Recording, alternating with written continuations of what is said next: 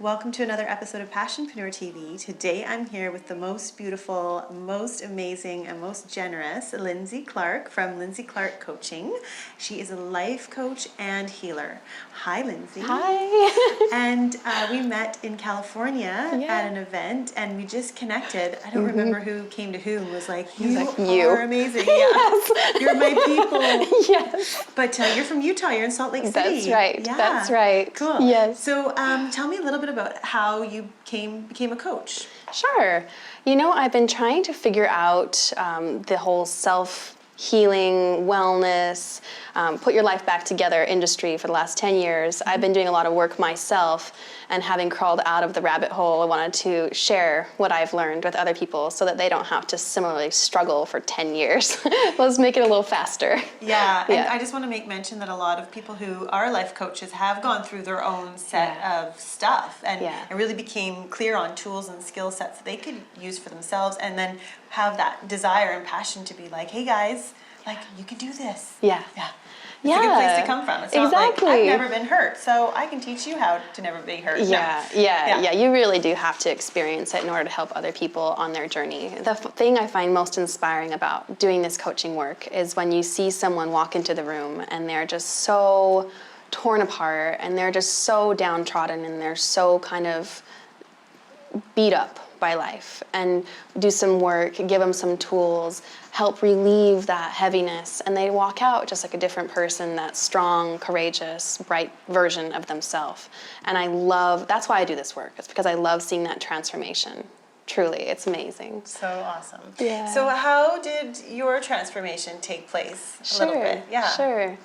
Well, you know, I grew up in a nice little Mormon family in Utah, and that was an interesting experience. And I left that religion, which was created a lot of problems and for my family and for myself. And my dad died from cancer, so there was all these kind of significant mile marker traumas. And I came up to Canada, to Vancouver, BC, for grad school. Loved it. Loved living here. And I was here for 5 years. It was like the most healing experience. And while I was here, I tapped into this amazing network of energy healers, spiritual healers, people who are just doing really cool stuff like yoga, you know, they're telling you things like take care of your body and like don't push past your limits. And I was like, what? That's all I've ever been taught, was to push past my limits and to like not take care of myself. And I think some of that is kind of American and also just kind of a dominant culture issue. And Vancouver is a really special healing place where that concept of self-care and wellness and kind of connecting with your own divinity, regardless of your belief system, that was something that was really accessible. And so that really helped me to kind of gather some tools and to heal and rebuild. And I got trained in energy healing up here. And I did tons of therapy and coaching work and stuff to work on my own stuff.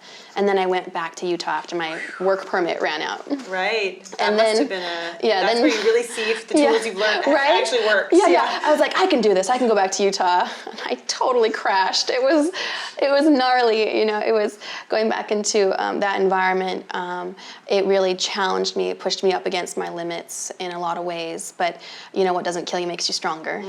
And so worked through it, moved through it, and I really had to take everything that I'd learned and turn it up full blast, and like no messing around. Like, I have to figure out how to survive this kind of thing, because I dipped into like a really deep depression as a result of a lot of emotional abuse and kind of religious shaming and abuse. And it was really, really hard. It surprised me how much it was able to break me down after I had done so much healing work. But the good news is that the force is strong. The force is strong. It's Star Wars week. We have to. That time. And so I tapped into a whole network of healers, and I didn't give up, and I almost did. But I had to make a decision, like, I'm going to live, and I'm going to live powerfully, and I'm going to live differently. And that's when I really started to shift.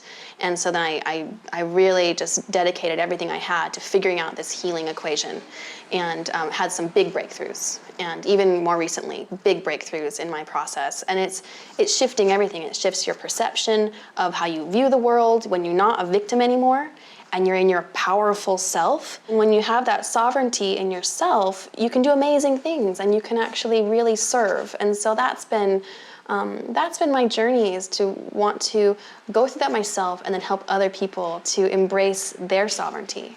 So beautiful. So you've started to specialize in trauma and people who have experienced trauma and how to shift through those feelings, because so many ugly things appear when we've been traumatized and maybe not deal with it, right? Exactly. So maybe talk a little bit about what that looks like for people. Trauma shows up in sneaky ways, right? It will, if you're an entrepreneur, for example, and you've been through some kind of traumatizing life experience, and people will kind of feel like, oh, it's like war, PTSD we're talking about. No, I mean, even like these kind of small traumas that can happen when you're a child can actually get rooted in your subconscious and sabotage you the rest of your life.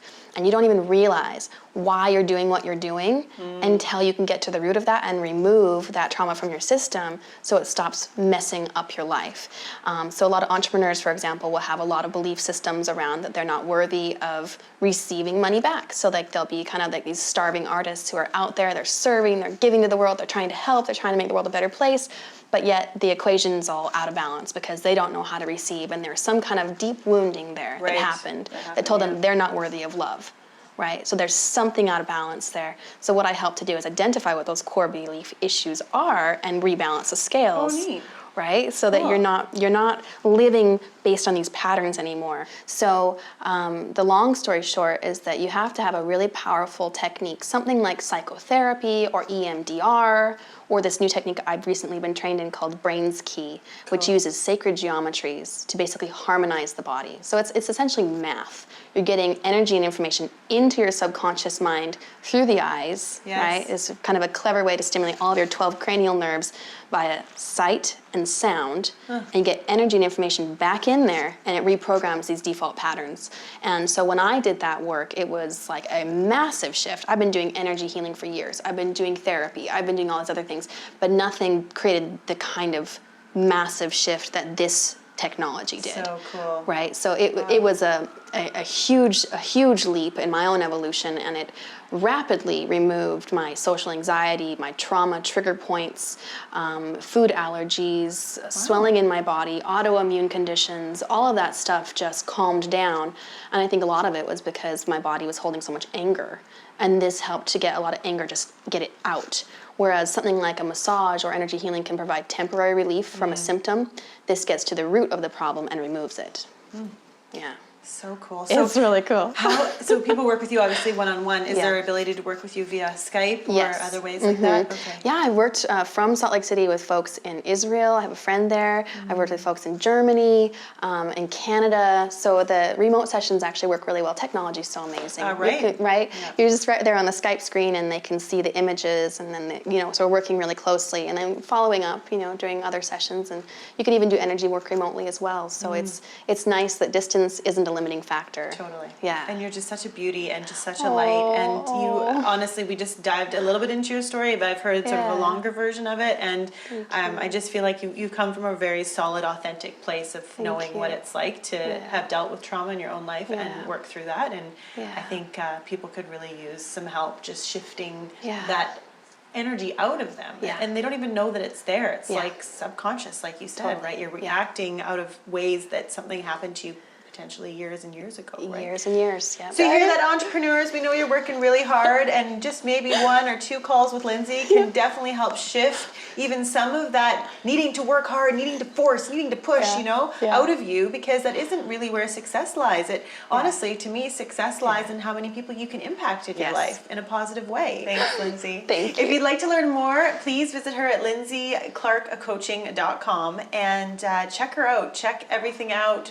Don't be afraid to contact Lindsay. She's just as sweet as she is here now. This is her. So I really encourage you to reach out, because we all need a helping hand once in a while, and that's A-OK. If you are an entrepreneur and you would love to be on my show, please drop me a line. If you are following your heart's desire, I am so happy. And if you're not, I encourage you to do so. And I'm Adara, and I dare you to be different. Word up. Trauma. Trauma. Let's get We traumatized. got traumatized. We got traumatized. I was traumatized. Need to get rid of my traumatized. Yes. Awesome. Thanks, Lindsay.